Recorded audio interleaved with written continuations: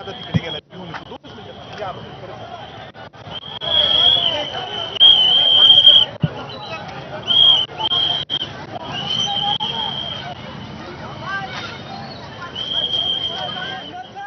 इकडे राजेश इकडे तू इकडे इकडे तुम्हाला सोडू नकोस.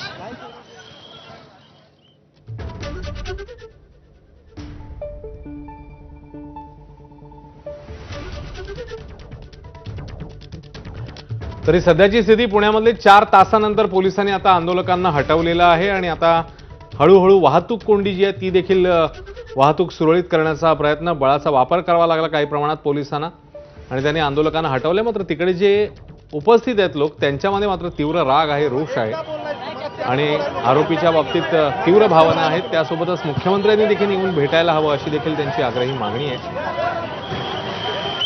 दरम्यान त्या मुलीच्या आईवडिलांना देखील दुसरीकडे नेण्यात आलं. आपण बघूया आता नेमकं त्यांना कुठे नेण्यात आलंय. रुग्णवाहिका देखील हटवण्यात येते. सध्या आपण जी दृश्य बघतोय आईवडिलांना देखील बाजूला नेण्यात आलंय. रुग्णवाहिका देखील बाजूला नेली गेली आहे आणि आता 4 तासानंतर पोलिसांनी आंदोलकांना आपण पाहतो आहोत या मुलीचा ट्रॅफिक मृतदेह ज्या अँब्युलन्स मध्ये होता ती अँब्युलन्स इथून हटवण्यात आली आहे.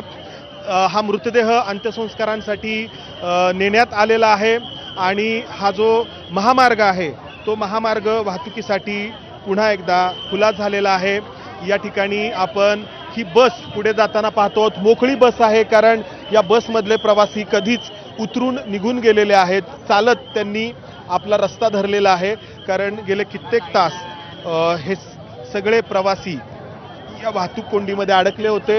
ही जी लाल रंगाची गाडी आहे ती मुलीच्या नातेवाईकांची आहे आणि या गाडीतून मुलीच्या नातेवाईकांना देखील इथून दूर नेण्यात येत आहे.